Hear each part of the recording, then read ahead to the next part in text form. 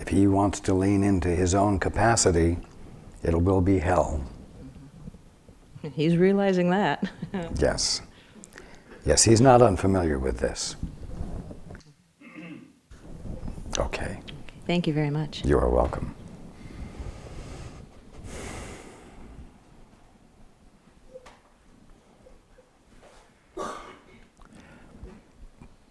To somehow have an increasing capacity to tolerate suffering is not far different from the incredible, insane belief that you can be healed without a physical manifestation of healing. That healing really amounts to finding your peace while the problem persists and not being bothered by it. You will find no support for that from me.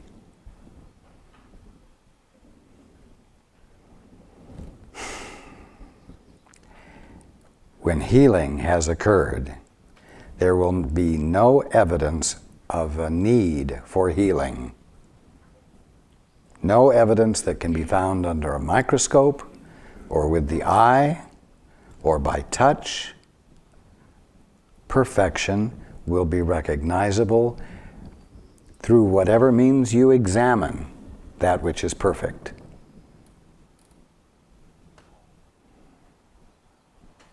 Is that clear? If you have a wart on your hand, it obviously does not reflect the perfection of God's creation. And when it is healed, there will be no wart there to be seen. Well, when you look at the wart... Whoops, microphone. Hello. But when my human eyes behold a wart, and it seems like a slippery slope, look at this wart and say, other than the perfection of God here, it seems I've already slipped down that slippery slope in which I've judged something as needing healing, rather than seeing the perfection of something that's already there. I don't know how to avoid that slippery slope when I look at cancer or behold a physical, quote, ailment to myself, like a sore back I've struggled with for years. How do you not go down that slippery slope of judging something needing healing, and then you've already seen it's like too late, you've already judged? But to recognize a need for correction is not a judgment.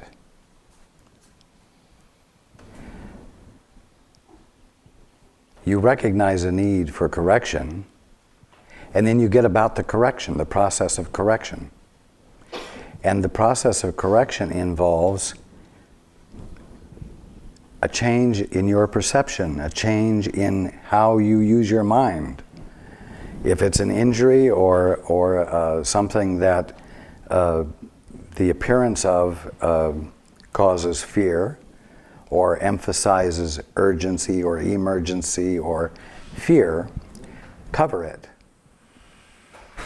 Take care of it, but cover it, so that you're not faced with constant visual confirmation of what God has not made and what could not have changed, because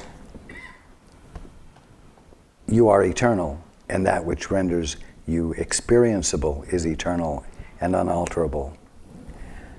And then, while you're not faced with it, you stay, to the very best of your ability, conscious of the ideas, I will say, that you are eternal and that which identifies you as eternal. It could not have changed because God is all there is to it, and God hasn't changed. Therefore, whatever seems to be there has to be a misperception. A misperception is subject to change because it's a misperception of something real. And for lack of better words, you deny the evidence. And you affirm the truth. And you keep your mind stayed on the truth. Now, the truth I mentioned earlier is that your perfection, because it is real, is dominant. And that which is dominant insists on being what it is. So it will constantly push against whatever limits you're insisting on using when you're beholding reality. It will constantly be engaged in undoing your commitment to your illusion. And so you cover up what seems to confirm the illusion. And then in the absence of that confirmation that you would get by looking at it, you, in your mind, stay with the acknowledgement of what actually has to be there, and your willingness to abandon your misperception and your desire to have what is real register with you.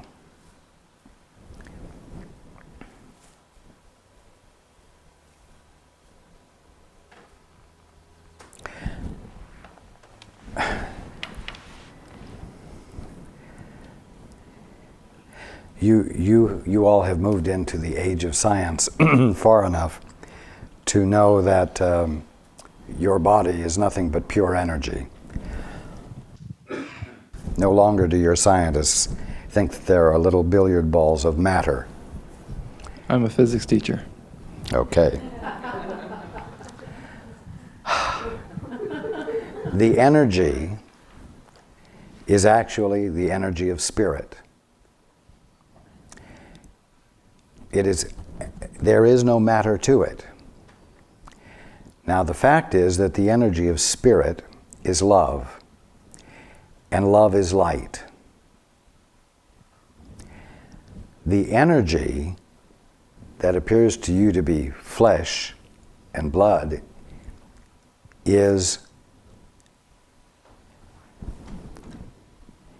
for lack of better words, an organization, and use that word loosely, an organization, a gathering together of intelligent, living love, energy. It is intelligent in the sense that it desires to identify the will of God, or the idea in God's mind, in the mind that is God, that the flesh and blood, that you call flesh and blood, is identifying. You could say that the energy of spirit, that is love, that is light, are pulses of light, impulsed by ideas held in the mind that is God.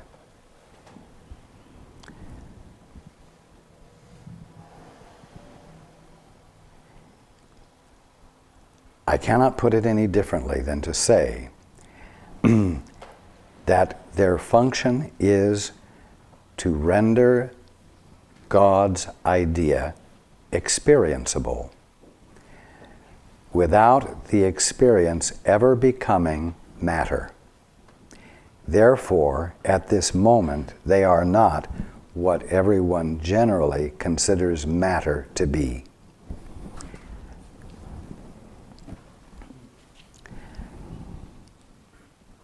fear,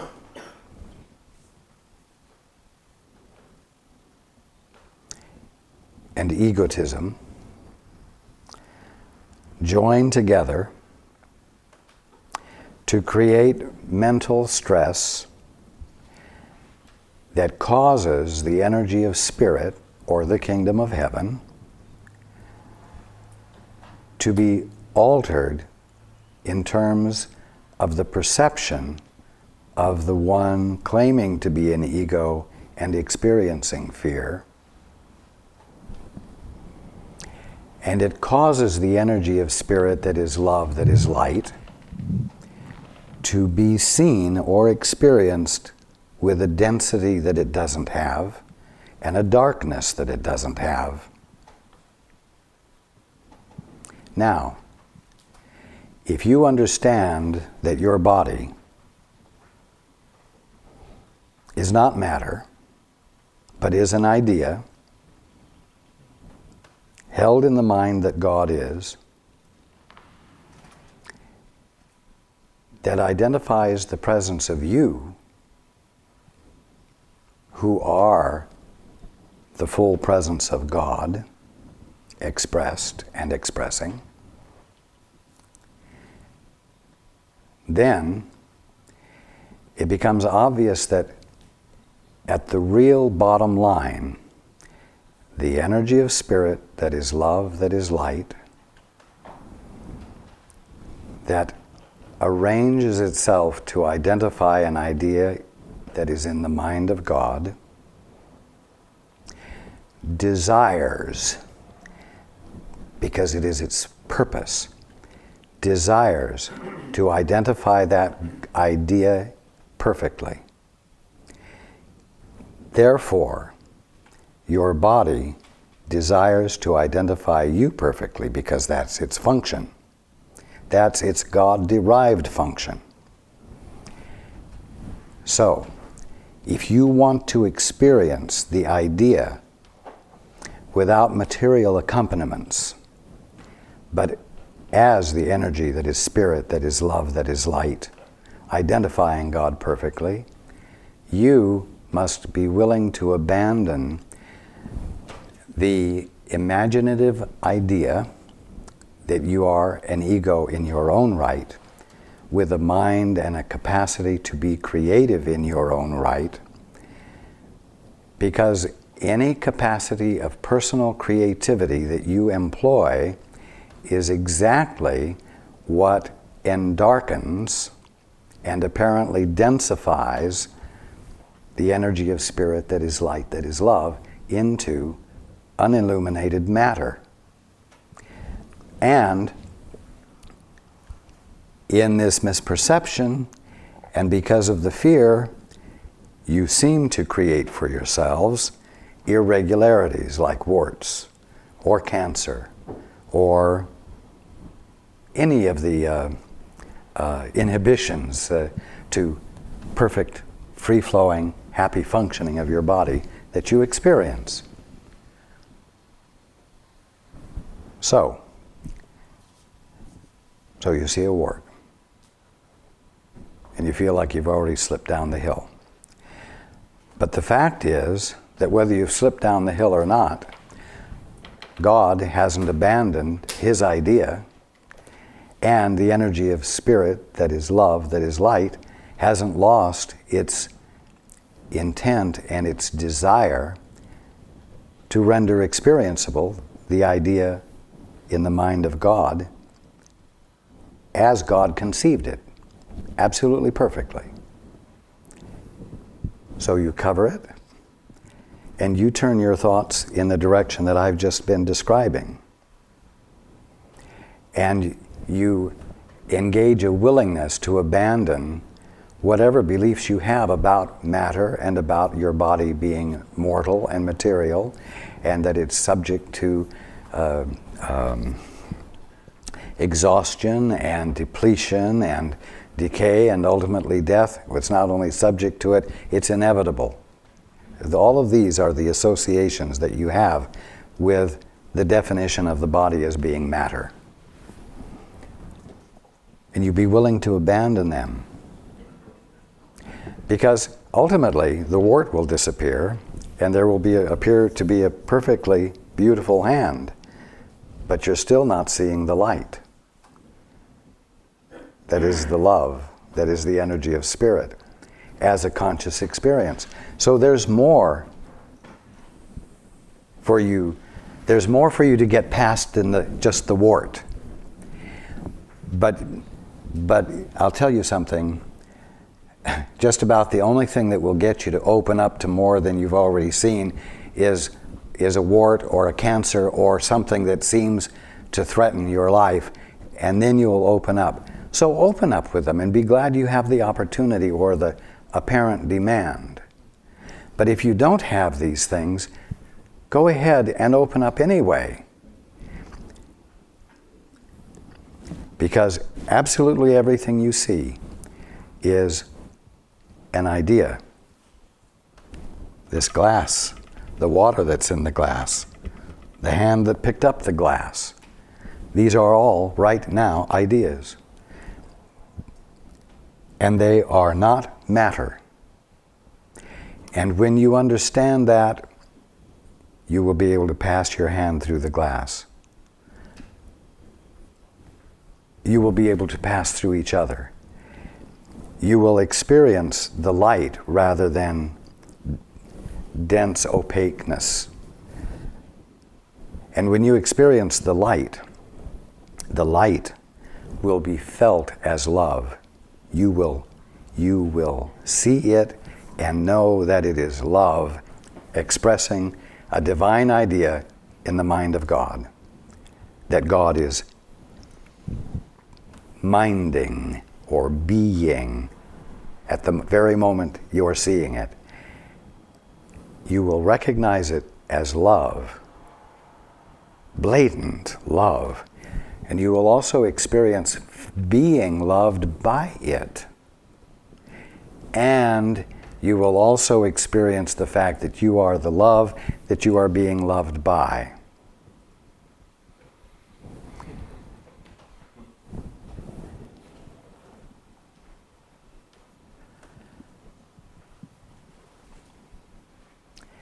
That is how you get past the wart. That's how you get past having having slid down the hill. It doesn't matter whether you slid down the hill, because it hasn't changed anything. It hasn't changed the fact that the substance that looks like a hand with a wart is still the substance of spirit, which is love, which is light, which has the great, grand, ultimate desire to gather together in a form, in an arrangement that clearly identifies God's intent.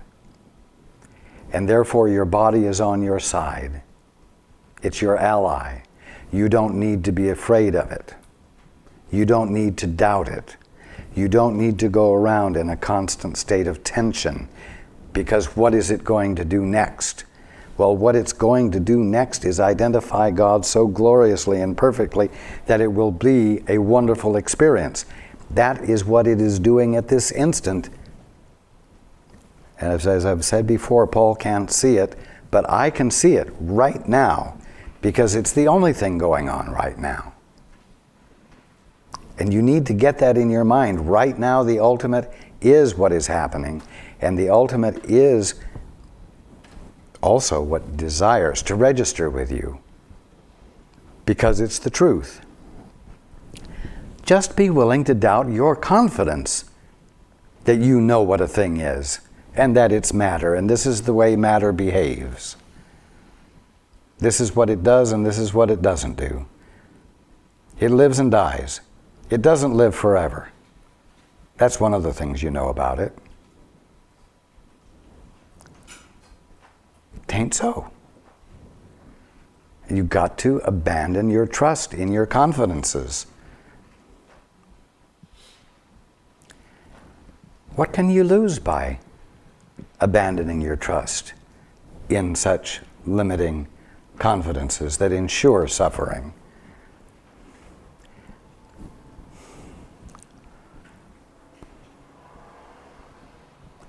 It's a happy thing to engage in.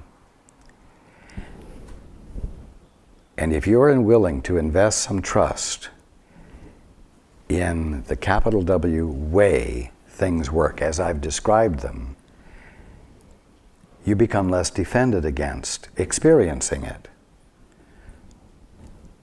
You become less shielded to the penetration of the truth of it, so that it can register with you more clearly.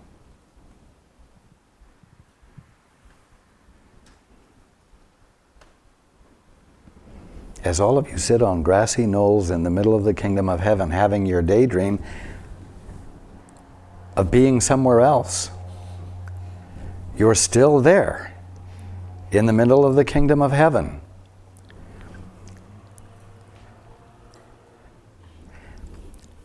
Just accept the simplicity of that idea, so that realization and clarification isn't conceived by you to have to be something complicated to get out of.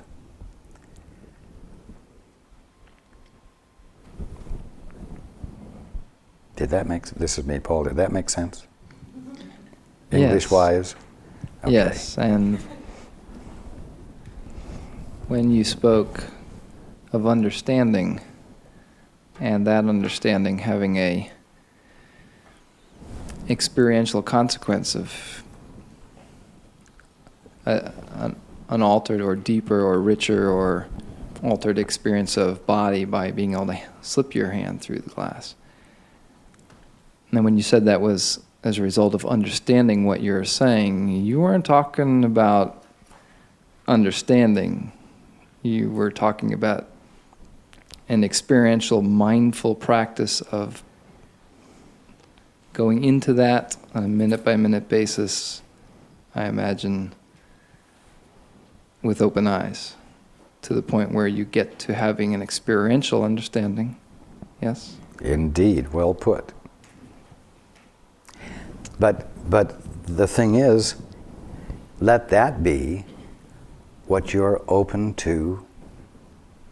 Let that be where your attention is given, instead of saying, I see a wart, oh, I've already slipped downhill. What does that say about me? Blah, blah, blah. All right, I was just trying to describe my own struggle with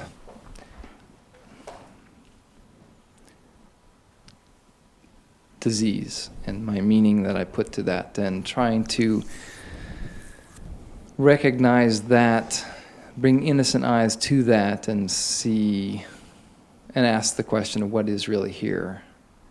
So I struggle in seeing, just wondering about the aspect of denial of what's there versus just being willing to look at it in a different way.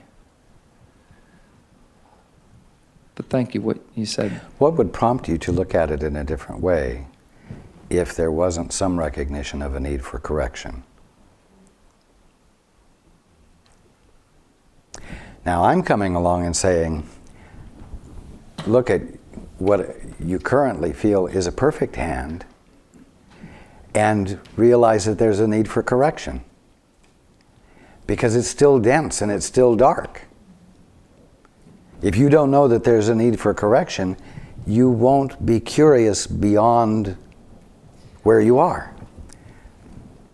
May I? Yes. But I just want to be careful here that you're not saying something that I think is... Spit it out. Okay.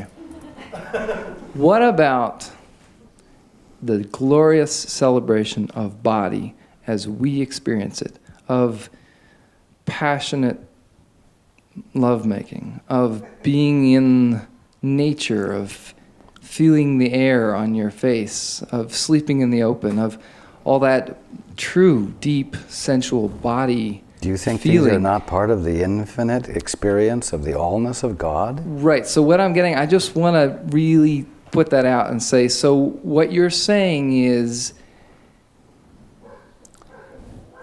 the density of what looks to me like a very lovely hand, and one I've enjoyed for several years, can be...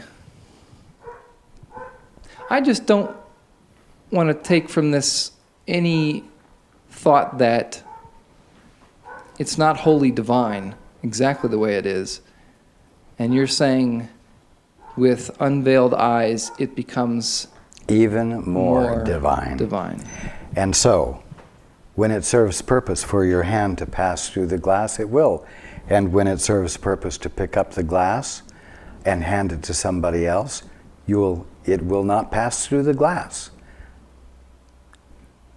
Because of the movement of purpose that is occurring at the moment. And not some type of mind control, but just being present with function. Right. In other words, right now your hand or Paul's hand will not pass through the glass because you both think the glass and your hand are matter. Whereas, when you are awake, your hand will pass through the glass or not pass through the glass because of what purpose the two situations serve. Not because it's impossible because both of them are matter. Now, you will find that what you call making love will happen simply by two bodies of light, spirit, energy, passing through each other. And so you may never join together again, and you may. You see, many things you will experience differently. To pass your hand through the glass will be an intimate experience of love. Not the same, because it's not the same function. There will be many ways, many more, infinitely more ways for you to experience what you presently experience only in the act of making love. I really hear you.